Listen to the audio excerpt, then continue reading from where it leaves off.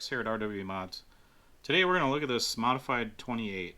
It's the Novorossi 28.8, just like the one I did a review on. This one, the guy was going to send me an engine to modify, and he couldn't find one, so he ended up buying a modified one. Now, I don't know how much he ran it. He ran it a little bit. You can see there's fuel on it and stuff. Well, actually, if you look at the head button, he didn't. I don't even know if he finished break-in with it. But he said it had a vibration, so after watching my videos, he wanted me to balance the crank a little bit better. So we're going to do that. And he said if there's anything else that I thought it needed to do it and stuff. So we're going to look into this. I did do the timing numbers on this engine. I'm not going to turn the head over. I don't want to promote someone else's product. I've always been one to not bash somebody else. Like a competitor of mine, I'm not going to bash them because they have followers and I have followers, and they don't need to get in arguments. It I just learned that a long time ago. I just don't bash other people. Now, if we're talking at the racetrack, I might talk bad about someone else's stuff, or it doesn't run well and stuff. But online or on a video and my YouTube channel and stuff, I'm not gonna. I did find some interesting things with this modified engine. When I looked it up, I saw this engine sold for about $330, and it has the same rear bearings, steel rear bearing. Front bearing looks to be the same as the one I have.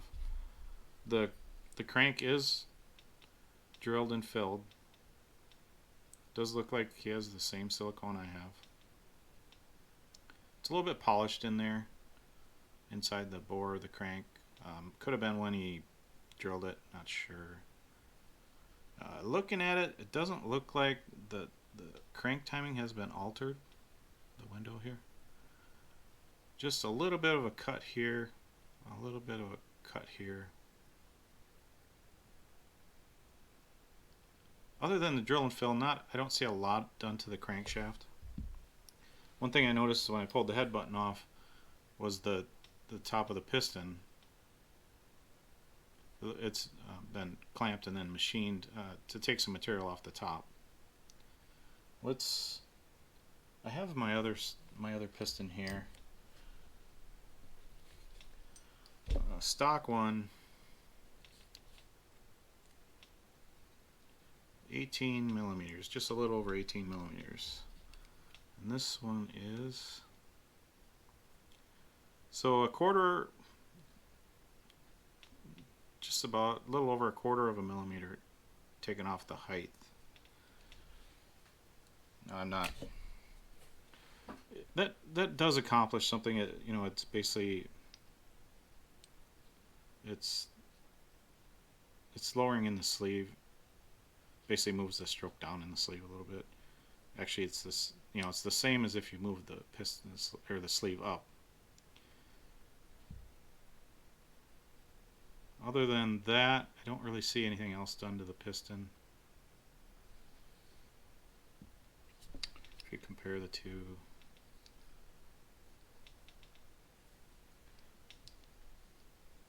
And then if you take a quarter of a millimeter off here, you're going to be lowering your compression. So your head button will still remain, that quarter of a millimeter above. And it looks like it's been machined. This face has been machined so that the head button sits down into the sleeve farther to compensate. I was getting about 21 thousandths piston to head clearance. This does have a big dome and a lot of volume in this head button, so that might be fine. Going to the sleeve, first thing you notice is that sleeve is polished up nice. That's one thing I don't do. I don't believe in doing it. It does. I mean, the first impression is, wow, that thing looks shiny. It's it's got to be fast. It does absolutely nothing for performance. In fact, the reason I don't do it is I like a nice tight fit into the block, and if you take even just the slightest bit off the sleeve, it could, yeah, it is taking something off the sleeve when you polish it a little bit. Or I don't, I just don't do it because a lot of people do it. It does look good, and maybe I've polished one up for pictures or something. But so there isn't a lot of machining or Dremel work on the sleeve at first impression. Not a ton. Look, cut there, cut there. Which I've said before, those cuts do only minimal help. Especially, it comes factory with a nice bevel there. So if you fang it down a little bit, it's not really helping. Most guys do it. What struck me when I first took it apart, before I even got the sleeve out, was because I just worked on one of these, was, hopefully we can get it in the picture here.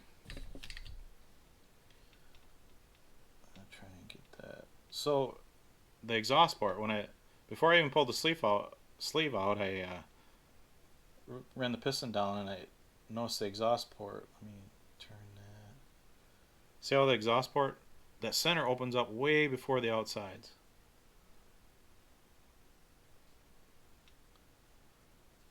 See how that center opens up way before the exhaust.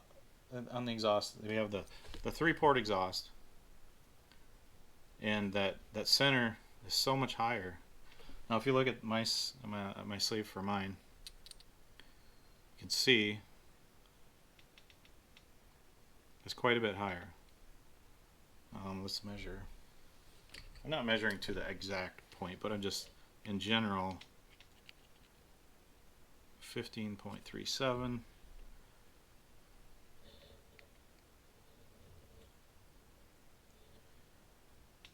$13.8. That's a ton. Like, moving an exhaust port a ½ millimeter is a lot. So it's a crazy amount. And you can see, the brass there. There's no chrome there. It has been machined there. So I was interested to see what the timing numbers would be after that exhaust port's so high. And stock, like the 28.7, one of the differences between the 28.7 and 28.8 was the exhaust port heights, where the outsides on I believe it was the outsides on the 28.7 were higher than the center. And when I do my timing numbers, I generally just go to the highest one.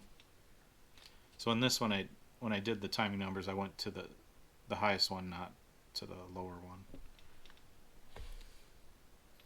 I think that's about, I guess we'll have to go through the timing numbers. I guess we kind of showed everything that's been done. So here is the Novarossi 28.8. These are the stock numbers. These aren't my modified numbers. These are the stock numbers that I got off my 28. So it doesn't really, I mean, there is a degree or two difference between engines. So the blowdown was actually pretty high on the stock 28.8 of 49. Most race engines, I like, a good off-road race 21, 45, 46 for blowdown. Now that's, if you haven't watched my other videos, that's the degrees between the transfer port to the exhaust port. So the degrees of travel that the piston makes between those two. Because when the piston goes down, the first thing to open up is the exhaust port to let the exhaust out, and then it gets to the transfer port to let air in, transfer and boost to let air in. So it's the difference between the two ports. So the stock blowdown is 49. On this modified engine, it's 66. Like, I looked on I have basically a spreadsheet with every engine that I've done, and I probably had 3 in the 50s. So 66 is crazy.